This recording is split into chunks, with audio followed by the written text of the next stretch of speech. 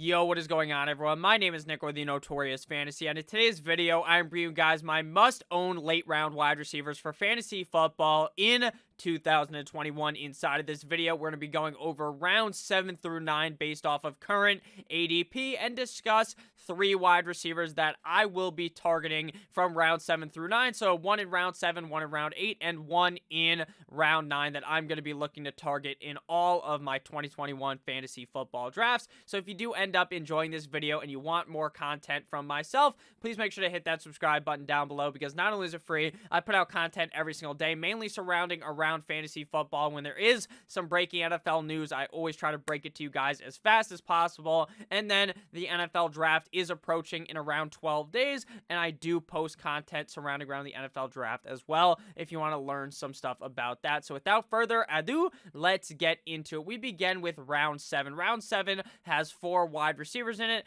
We begin with Chase Edmonds, Joe Burrow, DJ Chark, Tyler, yeah boy, TJ Hawkinson, Kenyon Drake, Will Fuller, Odell Beckham Jr., Matt Ryan, Kirk Cousins, you like that, Myles Gaskin, and David Johnson. So we got Odell, Will Fuller, Tyler Boyd, and DJ Chark as our wide receivers to choose from. And for me, I'm going to be going with Will Fuller as my must-draft player. Now, with Chark, there's also kind of potential that they end up drafting another wide receiver. They bring in Marvin Jones. I'm kind of worried about DJ Chark. He did not end up living up to my expectations in 2020, so I'm not too sure he's going to be able to get it done in 2021, but it is entirely possible with Trevor Lawrence under center. Tyler Boyd, I like, but there's a chance they draft a guy. Odell, I don't like at all. Will Fuller, there's also a chance they draft a guy, but I think Will Fuller's position on this team is pretty set in stone. So last year, Will Fuller in 11 games finished as the wide receiver 32 in PPR, 28.5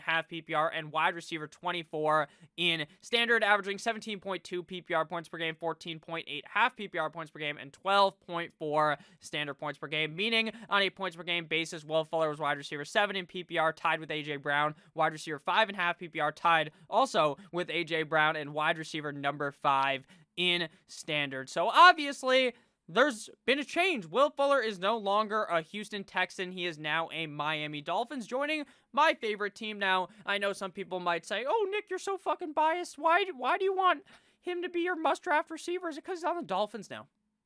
No, you guys would know if you've been watching for the last 2 years. I never get down on my knees and give the gawk 9,000 to any of these Dolphins players. The only guy that I do that for is Tua, but even in fantasy, I don't even talk him up. I mean, I don't really have any bias when it comes to it. So Will Fuller, I like in this situation. Now, the reason why it's important to kind of talk about his finish overall in the season versus his points per game finish is because he only played 11 games. He was smacked with the PED suspension.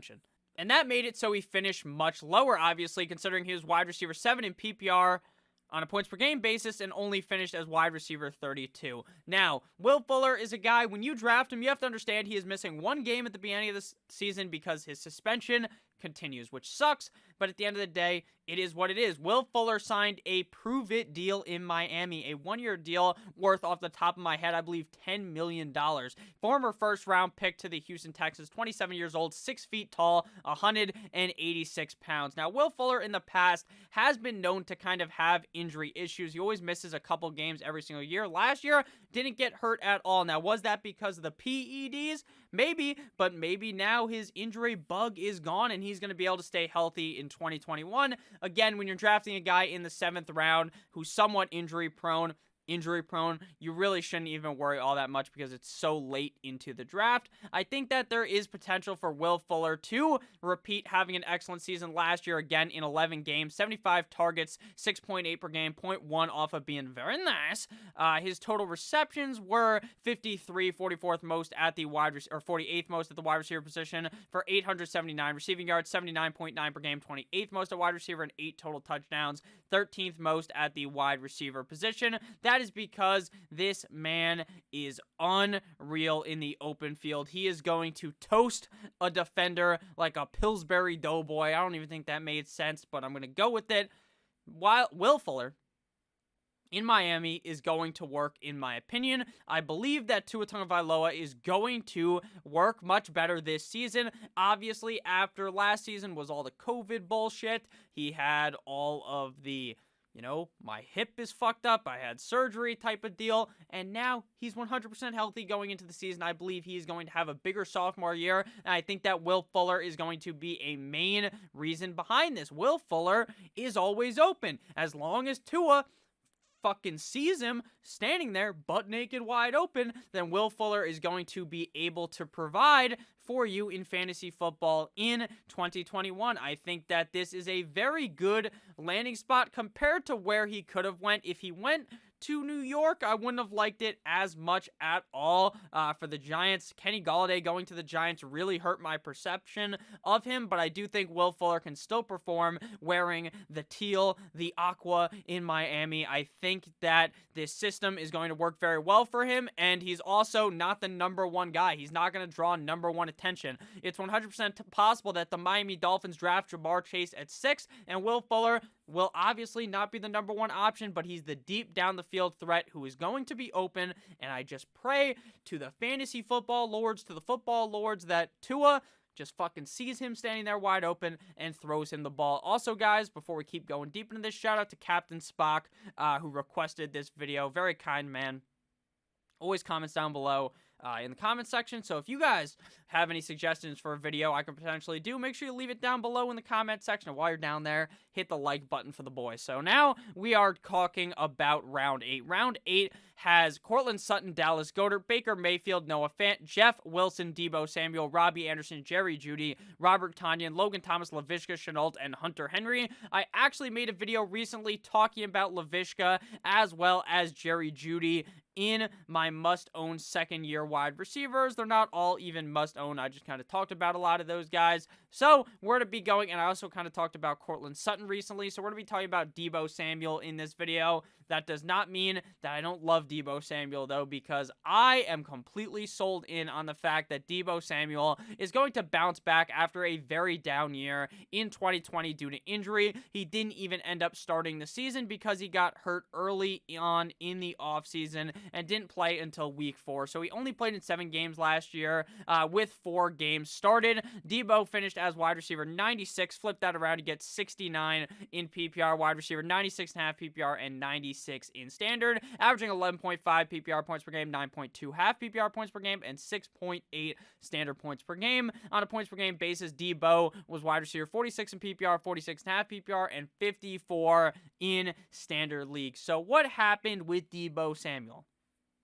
He ends up getting hurt, and obviously that screws the pooch. He hurts his foot with a foot fracture. He has to have Jones fracture repair surgery. Takes him out 10 to 12 weeks, and then he comes back, and then boom, the motherfucker tears his ham, or messes up his hamstring and sprains it, and then, or strains it, I guess. I'm not a doctor.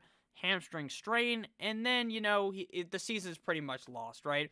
But the guy did have multiple very good games, like week 6 up against the LA Rams, and one of the best corners in the NFL in Jalen Ramsey. He absolutely toasted this man for 6 receptions, 66 receiving yards, and 1 touchdown for 18 fantasy points. And then we see week 12 versus LA again. They decided this time we're not letting you get guarded by Jalen Ramsey. They put Troy Hill on him, and he drops a deuce right on Troy Hill's chest like his name was Odell Beckham Jr. 13 targets, 11 receptions, 133 receiving yards, and 24.3 PPR points. I believe that is, maybe it's half PPR points. The math in my head just does not align there. But he obviously was productive last year, even with Brandon Ayuk kind of hopping aboard a rocket ship and sending himself directly into space.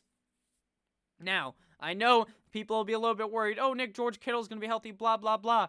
We saw Deebo perform with Ayuk and Kittle healthy.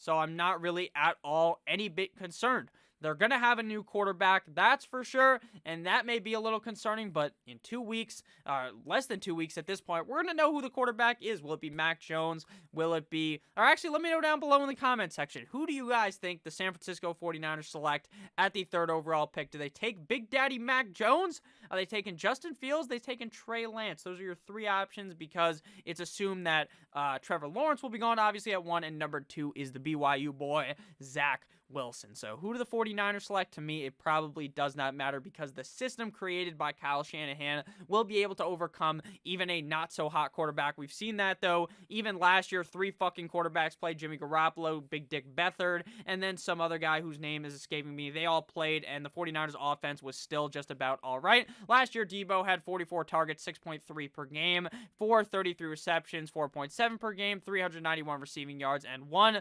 total tug. If Robert Kraft was Deebo's friend, he would tell him that those are some rookie numbers on the tugs, if you know what I mean. Haha. So now we need to go ahead and hop back into the time machine and look even further back. Deep dive into Deebo Samuel 2019, his rookie campaign. Yeah, I was right. I second-guessed myself, though, so I looked it up just to make sure I didn't sound like an idiot on the internet. So, 2019, this man had 81 targets, 57 receptions, for a grand total of 803 receiving yards and 6 total tugs. So, he did have a much better season his rookie year, but again, that was because he didn't get hurt his rookie year. So in 2020, I expected something big out of Deebo, but then that injury kind of derailed him, and then people were kind of fading him. But I think that Deebo Samuel is going at good enough value inside of the 8th round for me to want to select him. Now, again, if they take Trey Lance, I might be a little worried because I think Trey Lance will be good in the NFL. I just am not too sure what it'll look like year 1, but again, I'm not too worried again with Kyle Shanahan's offense, so we should be fine regardless of who they draft. And I think Deebo Samuel is getting severely slept on just based upon what we have seen in the past. So final round of the video. Again, if you guys have ended up enjoying, make sure to hit that subscribe button. Round number 9. Round 9 is composed of Curtis Samuel, Brandon Cooks, Carson Wentz, Hollywood Brown, Mike Licky, Mike Gesicki, Tony Pollard, Naheem Hines, Derek Carr, Jarvis Landry, Daniel Jones, Michael Pittman, and is closed out by my guy Tua Tagovailoa of the Miami Dolphins. So my must-own wide receiver of this round out of Curtis Samuel, Brandon Cooks, Hollywood Brown, and Jarvis Landry, and Michael Pittman is going to be Curtis Samuel of the Washington football team. Now, this was the dream landing spot, at least in my opinion, because at least NFL terms-wise and fantasy-wise, because for the NFL terms, the Washington football team needed a clear number 2 guy. They had both Sims, Cam Sims, Steven Sims. Those guys were just not cutting it. They have, obviously, scary F1 Terry McLaurin, one of the better wide receivers in the league, in my opinion. And now they got Curtis Samuel. In 15 games last year in Carolina, competing with DJ Moore, wiki, and Robbie Anderson, he finished as wide receiver 23 in 15 games in PPR, 25 in half PPR, and 25 in standard, averaging 14.1 PPR points per game, 11.6 half PPR points per game, and 9 standard points per game on a points per game basis. Curtis Samuel, sorry guys, 2 Samuels back-to-back, Michael Jordan, 96-97. Samuel was wide receiver 27 in PPR points per game, tied with DJ Moore, 27 in half PPR points per game, tied with Juju Smith-Schuster, and wide receiver 27 in standard, tied with Corey Davis, and business is booming, call god, Antonio Brown. So, what's the difference here? He goes from being the wide receiver 3 because, realistically, DJ Moore was ahead of him, DJ Moore was ahead of him, Robbie Anderson was ahead of him. Really, he was the wide receiver 4 because Christian McCaffrey was ahead of him on the kind of pecking order as well. So now he's the wide receiver 2, clearly on a team with a gun-slinging quarterback in Ryan Fitzpatrick. Now, I know not everyone thinks that Ryan Fitzpatrick is going to be the answer for this offense, and I think he will be in 2021 to be able to sling the rock to 5'11", 24-year-old wide receiver out of Ohio State, 196 pounds, drafted in the 2nd round a couple of years ago. Now, the most interesting part about Curtis Samuel is not even really Curtis Samuel. It's the fact that I am just in love with the situation he got thrown into. And he was even productive in Carolina, being the number 3 guy. So I guess I am also excited about the fact that he is Curtis Samuel and is productive. Because in the past, Curtis Samuel never really got it done at the NFL level. He was one of those guys for fantasy in years past before 2020 that people would think this guy's going to have a big breakout. And it just frankly never happened. But now, last season, he was able to have that solid season, and I think he's going to be able to build on it much better with Ryan Fitzpatrick. Last year, 97 targets, 37th most at the wide receiver position for 77 receptions, 21st most at the wide receiver position, 844 receiving yards, and 5 total touchdowns. But again, This is no longer in Carolina. This is in Washington with, I may note, his former head coach, Riverboat Ron Rivera. Now, I know he wasn't ultra successful in the past with the team, but he also was never really the clear number 2 where he will be in Washington. And with Fitzpatrick being able to air the ball out, and with Curtis Samuel being able to do a lot of things across the field, I think that Curtis Samuel does have the potential to be really a complete and utter steal inside of the 9th round, and I would expect as more analysts, more fantasy guys like myself kind of talk up Curtis Samuel, he'll rise in ADP. Now, I am personally not someone who can talk Curtis Samuel's name and he goes flying up the draft board. I'm not cool enough to be able to do that. Maybe one day, maybe Sunday, maybe one day, Magic City on a Monday, in the wise words of Drake. Maybe one day that can happen, and we're appearing to be getting closer to 12,000 subscribers, so thank you guys all so much. Let me know your guys' favorite wide receiver as well that we talked about in this video. Are you guys big Curtis Samuel guys? Maybe you're more about the other Samuel and Deebo, or maybe you like Willie Will Fuller, or a wide receiver that I talked about, but I didn't go and dive in deep and talk about. So thank you guys all so much for watching. I love you guys all from deep down in my heart. Thank you guys for everything so far this year. It's been amazing. We are in April. It's April 17th. It's Saturday. Happy weekend. Let's have a great weekend and get fired up for the start of next week. I hope you guys do have a great weekend. Hope you guys have a great day. Make sure, guys, if you ever need anything, you can always contact me. If you guys are feeling down, make sure to DM me on Twitter. I always answer, especially in the off season, but even during the regular season. If you guys were feeling down, you need someone to talk to, please make sure to reach out to me at NotoriousFNTSY on Twitter. I love talking to you guys in the comment section. I hope you guys are all doing well. Again, stay safe. Don't want to ramble on for too long. Keep you guys here for too long. I love you guys all. Stay safe. Goodbye.